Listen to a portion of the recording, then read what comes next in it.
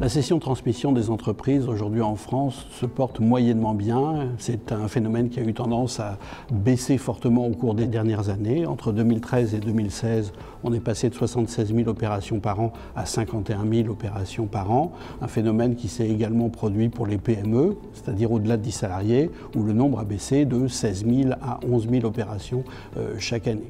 C'est un phénomène qui s'est fortement réduit pour principalement deux raisons. La première raison, c'est la mise en œuvre de la loi Hamon, qui a obligé les dirigeants à déclarer leur opération quelques mois avant la fin de la négociation, ce qui, dans un contexte où on recherche avant tout la confidentialité, s'est révélé être un grave problème. Deuxième problème, une tendance à la baisse de la croissance entre 2012 et 2015, qui dit baisse de croissance, dit également baisse de bénéfices, baisse d'activité, et une tendance à une moindre valorisation des entreprises et donc une tendance à attendre un peu un moment plus privilégié pour la cession.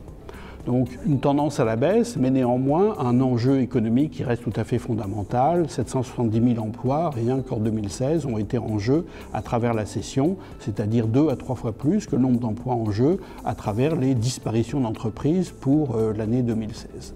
Dernier phénomène à mettre en évidence à propos de la cession-transmission, un état des lieux, c'est le fait que la transmission familiale, elle, pour le coup, s'est bien portée, même si elle s'est plutôt bien portée sur les petites entités et si elle a eu tendance à plutôt reculer sur les grandes entités, qui posent peut-être une question sur la pérennité des grands groupes familiaux aujourd'hui en France, au-delà des 100 salariés en tout cas.